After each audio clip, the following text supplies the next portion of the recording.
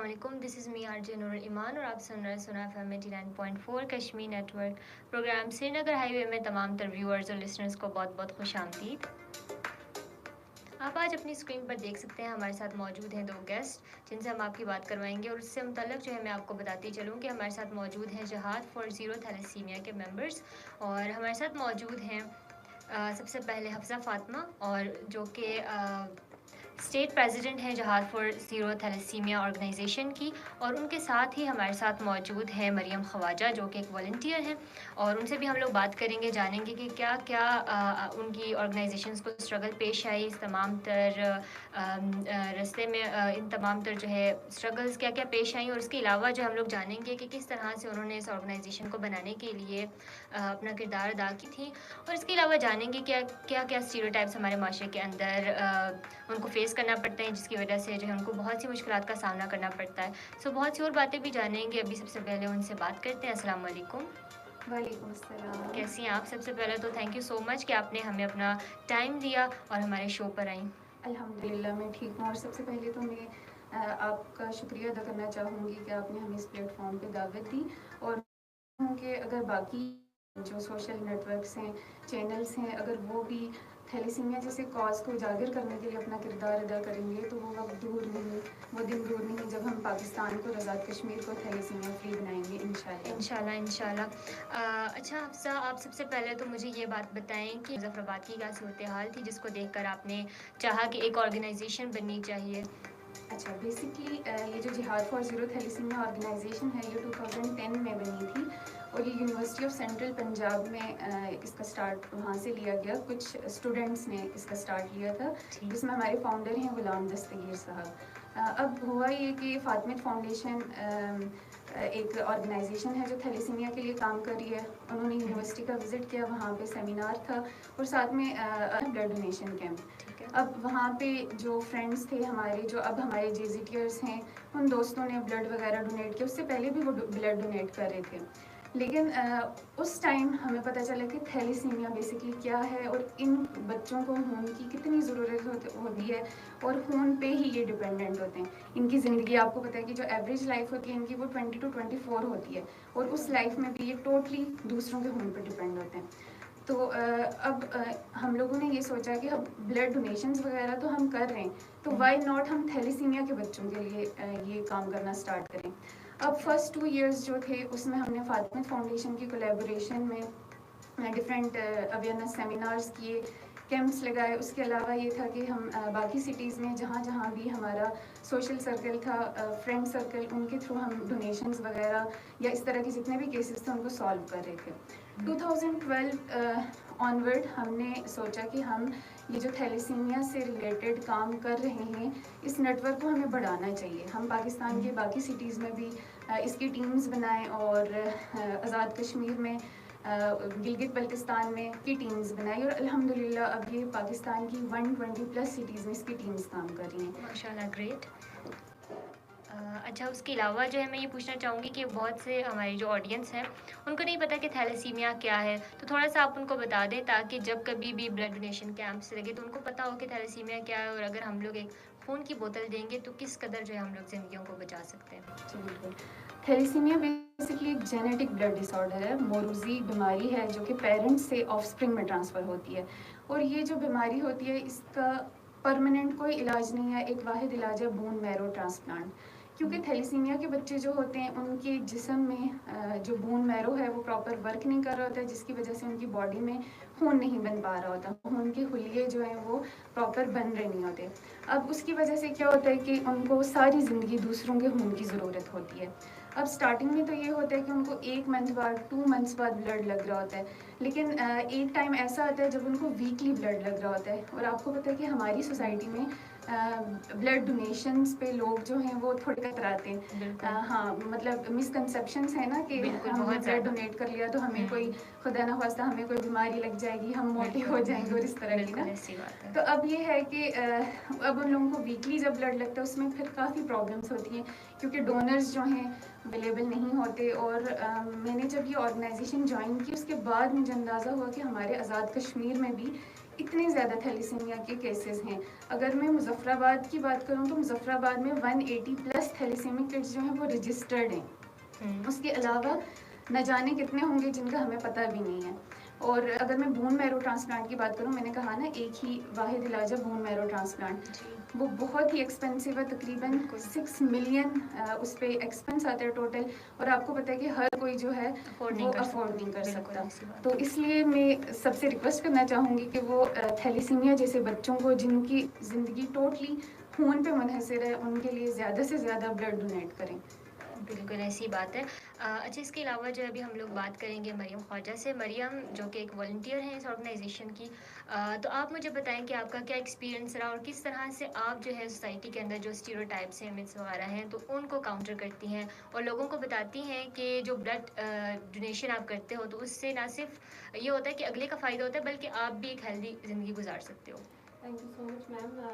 और जब एक वॉलंटियर एक सोसाइटी के अंदर बहुत बड़ा रोल प्ले करता है और अपनी अवेयरनेस के थ्रू, डिफरेंट सेशंस के थ्रू, कैंपेन्स के थ्रू, प्रोग्राम्स के थ्रू, तो जब मैंने ये ऑर्गेनाइजेशन ज्वाइन की, इससे पहले मैं डिफरेंट ऑर्गेनाइजेशन के साथ काम भी कर रही थी, लेकिन इस ऑर्गेनाइजेशन को ज्वाइन करने का सबसे बड़ा मकसद ये है कि ये एक वॉलंटियर को पूरा बिल्डअप करते हैं, रेडी करते हैं कि उसने आगे यूथ के अंदर अवेयरनेस कैसे फैलानी है। उसको डिफरेंट प्रोग्राम्स और सेशंस रखते हैं, लैम्प प्रोग्राम, लेमन प्रोग्राम, इससे एक वॉलंटियर के अंदर वो सारी लीडरशिप कैपेबिलिटीज़ या सलाहियतें डेवलप करते हैं ताकि वो इस काबिल हो सके कि वो लोगों को कन्विंस कर सके कि हमें ब्लड क्यों डोनेट करना चाहिए।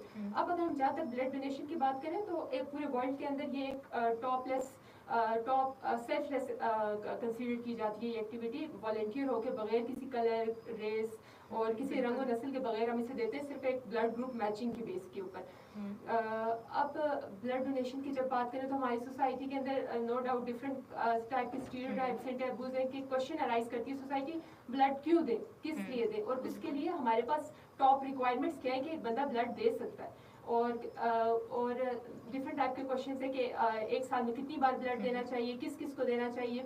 तो उसके लिए हमारी अगर टॉप रिक्वायरमेंट्स की बात करें ब्लड डोनेशन की, तो एक बंदे को फिट और हेल्दी होना चाहिए। फिट हेल्दी को हम ऐसे मेजर करते हैं कि उसका वेट 50 kg से अबव होना चाहिए, उसकी पल्स रेट नॉर्मल होनी चाहिए, उसकी हार्ट बीट नॉर्मल होनी चाहिए, और वो अनवेल डिजीनेस उस दिन फील ना कर रहा हो, उसको कोई हार्ट डिजीज ना हो, कोई एड्स, HIV इस तरह के प्रॉब्लम्स उसके साथ ना हो, तो वो एक नॉर्मल इंसान अगर बिल्कुल ब्लड देने के लिए कैपेबल है, वो इजीली ब्लड डोनेट कर सकता है। ब्लड डोनेशन की जब बात आती है तो पहला क्वेश्चन होता है कि अगर हम किसी को देंगे तो हमें क्या फ़ायदा है। एक सोसाइटी पहले देखती है हमें इसमें क्या बेनिफिट है।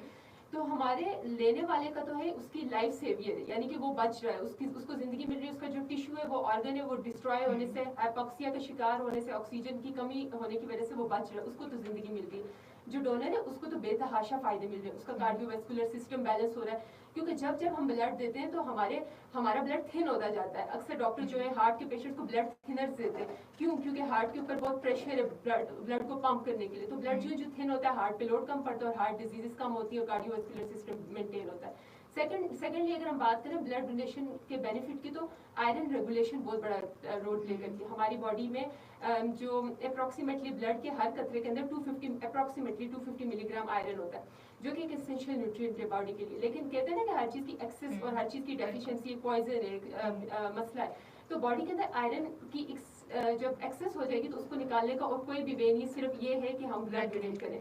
जितना ब्लड डोनेट करेंगे हम आयरन को रेगुलेट करते हैं, और आयरन की एक्सेस है वो हमारे लिवर के लिए और हमारे हार्ट के लिए बेहतर नहीं है। उसके अलावा हमारा इम्यून सिस्टम बैलेंस होता है, हमारे टिश्यूज़ के अंदर ऑक्सीजन का फ्लो बेहतर होता है, जिसकी वजह से अगर लड़कियां सोचे तो उनकी स्किन ग्लो कर सकती है। इस तरह के बेनिफिट भी उन्हें मिल सकते हैं। उसके अलावा एक लास्ट अगर हम साइकोलॉजिकल बेसिस पे बात करें तो आपको एक ब्लड डोनेट जिसने किया होगा वो खुद फील करेगा, उसको इनर एक हैप्पीनेस फील होती है किसी की हेल्प करके कि मैंने कुछ बहुत अच्छा काम किया। अब हम अगर अपनी सोसाइटी को कन्विंस करने की बात करें तो उनके सामने हम खुद ब्लड दें, उनको बताएं कि हम बिल्कुल नॉर्मल है, देखें हमने ब्लड दिया, ऐसे कोई ऐसा इशू नहीं है। और एम्पैथेटिक लीडरशिप ड्रिवन कैंपेन चलाएं। मुझे ऐसा लगता है कि अगर किसी का बेटा, बहन, भाई अगर उस जगह पे उसे ब्लड की जरूरत है तो without a second, nano second कोई भी ब्लड देने के लिए अपना रेडी हो जाएगा। लेकिन जिस टाइम हम थैलेसीमिक किड्स की बात करते हैं तो इस तरह की स्टीरियोटाइप्स रेज हो जाती है, हम क्यों दें। जो जज्बा हम अपने बहन भाइयों के लिए, अपने घर वालों के लिए रखते हैं, हमें उन बच्चों के लिए भी वैसे ही रखना चाहिए, क्योंकि जिसको कुरान में अल्लाह फरमाता है कि जिसने एक इंसान की जान बचाई गोया उसने पूरी इंसानियत की जान बचाई। तो ब्लड डोनेशन के फायदे ही फायदे और ऐसे नुकसान कोई नहीं। ठीक है। अच्छा, इसके अलावा भी मेरा एक क्वेश्चन है, वो ये कि आपने बताया कि किस तरह से फ़िज़िकली फ़िट होना चाहिए, ठीक है, आप वेट मेजर करते हैं और सब कुछ। लेकिन उससे पहले ब्लड डोनेशन से पहले भी क्या आप कोई ब्लड टेस्ट करवाते जी हैं कि जो बिल्कुल। उनका एचबी लेवल जो है वो ठीक डोनर है की या अगर नहीं? हम बात करें तो डोनर का एक बेनिफिट में ये भी होता है, उसकी अपनी स्क्रीनिंग होती है, उसके HIV टेस्ट होता है, उसका हीमोग्लोबिन लेवल टेस्ट होता है, उसके अलावा 2-3 ब्लड प्रेशर, पल्स रेट, सब कुछ चेक होता है, जिससे उसको अपनी फिजिकल फिटनेस का भी आइडिया हो जाता है कि मैं बिल्कुल ठीक हूँ। तो ये सब टेस्ट होते हैं स्क्रीनिंग। तो ये सब जब बेनिफिट्स जो हैं हमें पता चलते हैं कि जी इतने ज़्यादा बेनिफिट्स हैं इस चीज़ के, तो फिर व्हाई नॉट हमें दूसरों की मदद करनी चाहिए। और जिस तरह भी इन्होंने बात की कि एम्पैथी जो है वो बहुत ज़्यादा ज़रूरी है। जब हम लोग किसी को अपनी जगह पर रख कर सोचेंगे ना, तो फिर जो है हमारे अंदर एक ह्यूमैनिटी का जज्बा और ज़्यादा बढ़ जाएगा। और इसके अलावा भी बहुत से और बेनिफिट्स हैं कि हम लोग सोसाइटी के वेलफेयर के लिए ना सिर्फ किसी ऑर्गेनाइजेशन को, किसी हुकूमती इदारों को देखें, बल्कि हम लोग खुद जो है क्या कर सकते हैं, ये चीज़ जो है बहुत इंपॉर्टेंट है। अच्छा, इसके बाद जो है मैं मैम से पूछना चाहूँगी कि बेसिकली मुज़फ़्फ़राबाद के अंदर आपको लगता है कि थैलेसीमिया पेशेंट ज़्यादा हैं या नहीं ज़्यादा, और क्या कंडीशन है मुज़फ़्फ़राबाद के अंदर? जी, जैसे मैंने आपको पहले भी बताया कि मुज़फ़्फ़राबाद में जो रजिस्टर्ड थैलेसीमिक किड्स हैं वो 180 हैं। और जो थैलेसीमिक ऑलरेडी थैलेसीमिक विक्टिम्स होते हैं, ज़्यादा चांसेस होते हैं कि उन्हीं की फैमिली में थैलेसीमिया माइनर्स हों। अब थैलेसीमिया जो है वो भी 2 तरह का होता है, थैलेसीमिया माइनर और थैलेसीमिया मेजर। थैलेसीमिया माइनर बजाते खुद एक बीमारी नहीं है, वो हम में नॉर्मल पर्सन्स में से हम में से कोई हो सकता है थैलेसीमिया माइनर। लेकिन असल इशू कब आता है, जब 2 थैलेसीमिया माइनर्स जो हैं वो शादी करते हैं, तो 25% चांसेस होते हैं कि जो उनका होने वाला बच्चा है वो थैलेसीमिया मेजर हो, 25% चांसेस होते हैं कि वो थैलेसीमिया माइनर हो, और 50% चांसेस होते हैं कि वो नॉर्मल हो। और जो थैलेसीमिया मेजर होता है वो एक्चुअली एक डिसऑर्डर है, एक बीमारी है जिसमें इंसान को खून जो होता है उसकी ज़रूरत होती है। ठीक है। अच्छा मैम, हमने पहले भी बात की, तो आपने एक डिपार्टमेंट का नाम लिया था, ईच वन इज़ वन। जी। तो इसका क्या फंक्शन है और किस तरह से आपके एनजीओ का पार्ट है, और क्या कुछ किरदार अदा कर रहा है थैलेसीमिया पेशेंट्स की हेल्प के लिए? JZT की एक प्रॉपर हायरार्की है, हमारी कैबिनेट्स हैं जिनमें 2 बहुत ही इम्पॉर्टेंट हमारे डिपार्टमेंट्स हैं। एक है ईच वन इज़ वन और एक है ICU इंटेंसिव केयर यूनिट। जो ईच वन इज़ वन है, इस डिपार्टमेंट का ये काम होता है कि इस डिपार्टमेंट में जितने भी हमारे मेंबर्स होते हैं वो थैलेसीमिक किड्स को अडॉप्ट करते हैं। अडॉप्ट इन सेंस कि जब भी उनकी ब्लड रिक्वायरमेंट होगी वो उसको पूरी करेंगे। उसके अलावा मेडिसिन के एक्सपेंसेस वगैरह जो हैं वो ये हमारे वॉलंटियर्स उठा रहे होते हैं। अब इसमें भी ऐसा हमने एक मैकेनिज़्म जो है वो डेवलप किया हुआ है कि जैसे 4 अगर हमारे वॉलंटियर्स हैं इस डिपार्टमेंट में, वो 4 मिलके एक थैलेसीमिक किड की जिम्मेदारी लेते हैं, उसको अडॉप्ट करते हैं। अब ये होता है कि अगर वो 4 हैं, उनके पास 4 डोनर्स हैं। अब उस थैलेसीमिक किड को जब फर्स्ट मंथ में एक डोनर ने डोनेट कर लिया ब्लड, सेकंड मंथ में सेकंड ने, इसी तरह फोर्थ, थर्ड और फोर्थ ने। अब जब 4 मंथ्स पूरे हो जाते हैं तो दोबारा से जो फर्स्ट डोनर होता है उसका टाइम पीरियड कंप्लीट हो जाता है, क्योंकि जो ब्लड डोनेशन है उसका ये क्राइटेरिया है कि जो फीमेल्स हैं वो 4 मंथ्स बाद ब्लड दे सकती हैं, और मेल्स जो हैं वो 3 मंथ्स बाद ब्लड दे सकते हैं। तो इस तरह से एक प्रॉपर नेटवर्क के थ्रू हम लोग थैलेसीमिक किड्स को अडॉप्ट कर रहे हैं और उनकी बेसिक नीड्स को पूरा कर रहे हैं। ये तो बहुत अच्छी बात है। अच्छा, इसके अलावा मैं आपसे क्वेश्चन ये पूछना चाहूँगी कि बहुत से ऐसे लोग होते हैं जो कि मदद करना चाहते हैं, लेकिन किसी बीमारी की वजह से, किसी और वजह से वो ब्लड डोनेट नहीं कर पाते, तो फिर वो लोग जो है किस तरह से आपको अप्रोच करें और थैलेसीमिया पेशेंट्स की हेल्प कर सकते हैं? जी, JZT जो है ना उसके 2 अहम मकासद हैं। एक ये कि हमने थैलेसीमिया के बारे में अवेयरनेस देनी है लोगों को, और दूसरा मेन मकसद ये है कि जो ऑलरेडी थैलेसीमिक विक्टिम्स हैं उनके लिए ब्लड प्रोवाइड किया जाए। तो अब जो लोग ब्लड डोनेशन के थ्रू हमारी हेल्प नहीं कर सकते, अब देखें इस प्रोग्राम के थ्रू या अगर कोई थैलेसीमिया अवेयरनेस सेमिनार उन्होंने अटेंड किया, उसमें उनको थैलेसीमिया के बारे में पता चल गया, वो अवेयर हो गए, तो वो अपना ये फ़र्ज़ समझ के दूसरों को बताएं, पब्लिक को बताएं कि ये थैलेसीमिया जो है ये किस टाइप का डिसऑर्डर है और हम इससे कैसे बच सकते हैं। शादी से पहले अपना प्री मैरिटल टेस्टिंग करवाएं, और उससे ये होगा कि हम अपने आने वाली नस्लों को बचा सकेंगे। बिल्कुल ऐसी बात है। अवेयरनेस बहुत इम्पॉर्टेंट है, क्योंकि देखिए अब कितने साल हो गए कि थैलेसीमिक किड्स जो हैं वो पैदा हो रहे हैं। हमारी ये कोशिश है ना कि हमने इसको ख़त्म करना है, तो इसको ख़त्म हम अवेयरनेस के थ्रू कर सकते हैं। बिल्कुल ऐसी बात है, और अवेयरनेस जो है वो हर फ़र्द के लिए ज़रूरी है। ऐसा नहीं होता कि आप जी कोई गवर्नमेंट जो है पॉलिसीज़ बनाए, लॉज़ बनाए, बिल्कुल बल्कि जब तक हम लोग के अंदर जो है कोई शऊर नहीं पैदा होगा, तब तक जो है हम लोग किसी भी चीज़ को किसी भी प्रॉब्लम को जो है उसका सॉल्यूशन नहीं लेकर आ सकते। एग्जैक्टली। अच्छा, इसके अलावा भी मैं आपसे ये पूछना चाहूँगी कि जब आप ब्लड कलेक्ट करते हो लोगों से, डोनर से, तो उसके बाद फिर किस तरह से उसकी स्क्रीनिंग होती है और किस तरह से जो है आप फिर आगे थैलेसीमिया पेशेंट्स को वो देते हैं सेफ स्क्रीनिंग के थ्रू? अच्छा, हमारी तो कोशिश होती है, क्योंकि थैलेसीमिया के जो बच्चे हैं ना, उनको फ्रेश ब्लड की ज़रूरत होती है। तो हमने, जैसे मैंने आपको पहले भी बताया, जो रजिस्टर्ड थैलेसीमिक किड्स हैं, जैसे यहाँ पे आरबीसी सेंटर में हैं, वहाँ से हमने थैलेसीमिक किड्स का डाटा इकट्ठा किया होता है। अब उनका एक हमने सेपरेट ग्रुप बनाया हुआ होता है। अब उनको जब भी ब्लड की ज़रूरत होती है, हम उनको बता देते हैं कि 2 से 3 दिन पहले आपने हमें इन्फॉर्म करना है, ताकि हम उस टाइम ब्लड वगैरह का अरेंज कर सकें, कोई प्रॉब्लम ना हो। इसे डोनर का अरेंज कर लेते हैं और वो जाके फ्रेश ब्लड जो है वो डोनेट करके आ जाता है। अब उसमें ये होता है, जैसे मरियम ने बताया कि डोनेशन से पहले उनकी प्रॉपर स्क्रीनिंग होती है, हेपेटाइटिस बी सी का टेस्ट होता है, HIV HB लेवल, ये सब चीज़ें होती हैं, उनका वेट मेजर किया जाता है, और अगर ये सब चीज़ें जो हैं उसकी नॉर्मल हैं, तभी उससे ब्लड लिया जाता है। दैट इज स्टैंडर्डाइज्ड मेजर्स के थ्रू हम उनको उनकी डोनेशन वगैरह ऐसी करते हैं। बात है। आप मुझे ये बताएं कि किस तरह से बहुत सी यूथ भी आपको देख रही है, बहुत से ऑडियंस में बैठे हुए लोग जो हैं वो भी आपको देख रहे हैं और बहुत इंस्पायर हैं। तो आप मुझे ये बताएं कि आपकी ऑर्गेनाइजेशन का मेंबर बनने के लिए, वॉलंटियर बनने के लिए क्या क्या जो है एलिजिबिलिटी क्राइटेरिया है, किस तरह से आप बन सकते हो, और इसके अलावा क्या कुछ आपके अंदर क्वालिटीज़ होनी चाहिए, क्या क्राइटेरिया? मुझे ऐसा लगता है कि किसी ऑर्गेनाइजेशन का पार्ट बनने से पहले भी आप जब एक इंडिविजुअल एक सिंगल लाइफ पे गुजार रहे होते हो, तो आप रेंडमली सबकी हेल्प कर रहे होते हो किसी ना किसी प्लेटफॉर्म पे।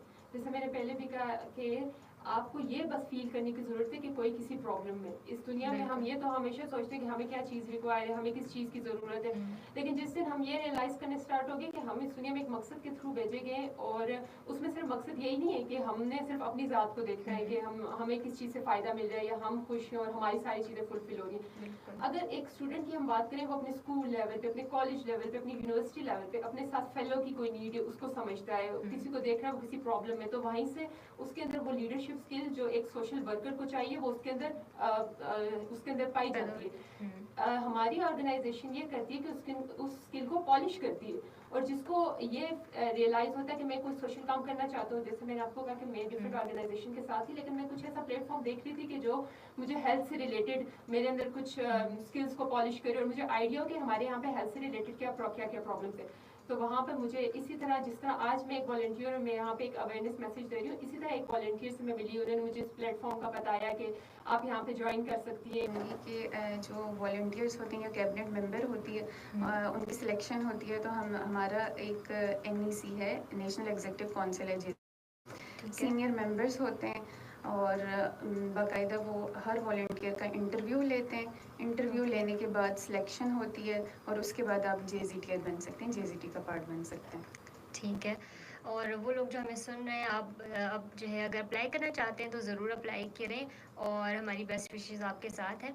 अच्छा, इसके अलावा आप हमसे मुझे ये बताएं कि बेसिकली हम देखते हैं कि आप लोग जो है बहुत सी ब्लड डोनेशन कैंप्स वगैरह लगाते हैं और बहुत से स्कूल कॉलेजेस वगैरह में जाते हैं, तो ज़्यादातर आपको क्या लगता है कि लड़कियां ज़्यादा ब्लड डोनेट करती हैं या लड़के? It's my personal question. हमने जहाँ भी कैंप्स लगाए या हमें जब भी ब्लड वगैरह की ज़रूरत होती है, तो लड़कियां विलिंग बहुत होती हैं, लेकिन उनकी बात है ना, नीडल से डर लगना और ये सब चीज़ें। अब हमारी अपनी ऑर्गेनाइजेशन में कुछ लोग जो हैं वो 8-10 साल से काम कर रहे हैं, वो बाकी सब काम कर रहे हैं, अवेयरनेस दे रहे हैं, बाकी एक्टिविटीज़ में पार्टिसिपेट कर रहे हैं, लेकिन वो ब्लड डोनेट करने से कतरा रहे हैं। अब उसके अलावा कुछ ऐसे वॉलंटियर्स हैं कि जो हर 3 मंथ्स बाद ब्लड डोनेट कर रहे हैं, तो मेरे ख्याल में मेल्स जो हैं वो ज़्यादा डोनेट कर रहे हैं हमारी ऑर्गेनाइजेशन में, क्योंकि लड़कियां थोड़ी सी डर जाती हैं। अच्छा, इसके अलावा भी मैं ये पूछना चाहूँगी कि आप जो है ब्लड डोनेशन कैंप्स लगाकर ज़्यादा ब्लड जो है वो कलेक्ट कर पाते हैं, या फिर बजाय इसके कि बस लोग खुद ही आपको अप्रोच करते हैं और वो फिर इस तरह ब्लड देते हैं? कोई इफेक्टिव होता है ये कैंप्स लगाना? जी जी, कैंप्स लगाना भी इफ़ेक्टिव होता है। अब वो एरिया टू एरिया डिपेंड करता है ना। जैसे मुज़फ़्फ़राबाद की बात करूँ तो यहाँ पे कैंप्स के थ्रू हम इजीली डोनेशंस वगैरह इकट्ठी करके थैलेसीमिक किड्स को ब्लड वगैरह प्रोवाइड कर लेते हैं। लेकिन रावलाकोट हो गया, बाह हो गया, धिरकोट हो गया, वहाँ पे कैंप्स नहीं, बल्कि वहाँ पे हम लोग, जैसे मैंने आपको पहले बताया कि हम थैलेसीमिक किड्स की जो फैमिली होती है उसके साथ कांटेक्ट में होते हैं। जब भी उनको ब्लड रिक्वायर होता है तो उसी टाइम फ्रेश ब्लड जो है वो उनको डोनेट किया जाता है। डोनर्स जाते हैं और वो फ्रेश ब्लड डोनेट करके आते हैं। ठीक है। अच्छा, इसके अलावा मैं ये पूछना चाहूँगी कि आप जो है थैलेसीमिया, जिस तरह बहुत से बच्चे होते हैं तो ज़्यादातर ये बच्चों को ज़्यादा अफेक्ट करता है क्योंकि जी, इट्स जी, अ जी। Genetic disorder. बिल्कुल। ठीक है। उसके अलावा भी बहुत से ऐसे स्टीरियोटाइप्स हैं जो कि हमारे माशरे के अंदर पाए जाते हैं। गांव के अंदर जाकर तो काफ़ी ज़्यादा मसला होता है उनके साथ इंगेज करना, लोगों के साथ, क्योंकि उतना शऊर नहीं होता वहाँ पर, अवेयरनेस नहीं होती। जी तो जी, किस तरह एग्जैक्टली। पर जो है रिमोट एरियाज़ पर जाकर आप लोग वर्क हमने कर रहे होते बहुत सी ऐसी सिचुएशंस देखी। हम लोग यूनियन काउंसिल लेवल पे काम कर रहे हैं, विलेज टू विलेज जाके काम कर रहे हैं, और वाकई में जो विलेजेस के लोग हैं उनको कन्विंस करना बहुत मुश्किल है। वो स्पेशली कज़न मैरिजेस की जब हम बात करते हैं तो वो कहते हैं कि ये तो सदियों से चला आ रहा है, किस्मत में है, नसीब में और है। आप हमारे फैमिली इश्यूज पर बात ना जी, करें या जी जी, इंटरफेयर ना एग्जैक्टली। करें। तो हम उनको ये बताते हैं कि हम आपको ये नहीं कहते कि आपने कज़न मैरिजेस नहीं करनी। हम ये कहते हैं कि आप बस Screening, शादी से पहले अपना टेस्ट करवा लें, प्री मैरिटल टेस्टिंग करवा लें। ऐसी बात है। कोई बिग अचीवमेंट हो आपके ऑर्गेनाइजेशन की, या कुछ भी आपने थैलेसीमिया पेशेंट्स के लिए कुछ बड़ा किया हो, या कोई ऐसी यूनिक चीज़ जो कि आपके ऑर्गेनाइजेशन के अंदर है और आप समझती हैं कि इट्स वेरी यूनिक और यूनिवर्सिटी जो है वो इंटरनेशनली रिकग्नाइज्ड ऑर्गेनाइजेशन है, और बहुत से स्टूडेंट्स हमारी ऑर्गेनाइजेशन को इसलिए भी ज्वाइन करते हैं क्योंकि आपको पता है कि बैचलर्स के बाद ज़्यादा जो यूनिवर्सिटी गोइंग स्टूडेंट्स होते हैं वो मास्टर्स के लिए फ़ॉरेन में अप्लाई करते हैं। तो फ़ॉरेन में ये जो सोशल वर्क होता है इसको बहुत कंसीडर किया जाता है। उसके अलावा प्रेसिडेंशियल अवार्ड भी मिल चुका है हमारी ऑर्गेनाइजेशन को, अल्हम्दुलिल्लाह। इसके अलावा भी मैं स्टार्ट में ये क्वेश्चन करना चाह रही कि मुजफ्फराबाद के अंदर बहुत सी ऑर्गेनाइजेशंस भी काम कर रही हैं और इसी एम पर काम कर रही हैं। सो आपके ऑर्गेनाइजेशन में क्या एक नई चीज़ है? हालांकि बेशक ये नो डाउट कि हर जो ऑर्गेनाइजेशन है वो इंसानियत के लिए काम कर रही है, फलाही काम कर रही है, लेकिन फिर भी आपके ऑर्गेनाइजेशन में क्या एक यूनिक बात है? क्या जी, जो यहाँ पे बाकी ऑर्गेनाइजेशंस हैं वो ब्लड डोनर सोसाइटीज़ हैं। अब हमारी ऑर्गेनाइजेशन जो है वो स्पेसिफिकली थैलेसीमिया के बच्चों के लिए काम कर रही है। ठीक है। और जैसे मैंने आपको पहले भी बताया कि हमारी ऑर्गेनाइजेशन में एक डिपार्टमेंट है ईच वन जो इसको बहुत यूनिक बनाता है। बाकी किसी भी सोसाइटी या ऑर्गेनाइजेशन में जो वॉल्टियर्स हैं वो थैलेसीमिक किड्स को अडॉप्ट नहीं कर रहे। तो हमारी ऑर्गेनाइजेशन में इस डिपार्टमेंट के थ्रू हम थैलेसीमिक किड्स को अडॉप्ट करें। और आईसीयू डिपार्टमेंट है, इंटेंसिव केयर यूनिट, उसमें ये है कि थैलेसीमिक किड्स के अलावा भी जितने भी इमरजेंसी केसेस आते हैं हमारे पास, हम उनको भी डील करते हैं। और केजीटी की अल्हम्दुलिल्लाह इसकी ये अचीवमेंट है कि उसने एक दिन में 850 ब्लड बैग्स जो हैं वो अरेंज किए वन डे में। आप खुद अंदाज़ा लगा सकते हैं। अच्छा, मुझे ये बताएं कि एक बैग से कितने थैलेसीमिया पेशेंट्स की ज़िंदगी बच सकती है? हम तो अपनी तरफ से एक पिंड दे के आ जाते हैं। हम सोचते हैं कि हमारी वजह से एक बच्चे की जान जो है वो बच रही है, लेकिन बेसिकली एक पिंड से हम 3 बच्चों की जान बचा रहे होते हैं, 3 थैलेसीमिया। क्योंकि नॉर्मली हमारी बॉडी के अंदर ना 5 to 6 लीटर ब्लड है, तो एक बैग जो है वो 3 किड्स को के लिए काफ़ी इनफ होता है। ठीक है। अच्छा, इसके अलावा भी लास्ट में अब जो है हम लोग बस जा रहे हैं, अपना सेशन जो है वाइंड करने जा रहे हैं, क्योंकि हमारा जो लाइव सेशन का टाइम होता है वो थोड़ा शॉर्ट होता है। तो आप जो है क्या मैसेज देना चाहेंगी तमाम तर ऑडियंस को अपनी टीम से रिलेटेड, या कुछ भी कि वो ब्लड डोनेशन के अलावा भी किस तरह से आपको सपोर्ट कर सकती हैं और क्या कुछ कर सकती हैं जो ऑडियंस है वहाँ बैठी हुई? अच्छा, मैं सबको ये पैगाम देना चाहूँगी कि आप लोग, क्योंकि मैंने पहले भी कहा कि थैलेसीमिया के बारे में अवेयर हो चुके हैं, तो आपने सोसाइटी में ये अवेयरनेस फैलानी है। चाहे आप हमारी ऑर्गेनाइजेशन का पार्ट बनते हैं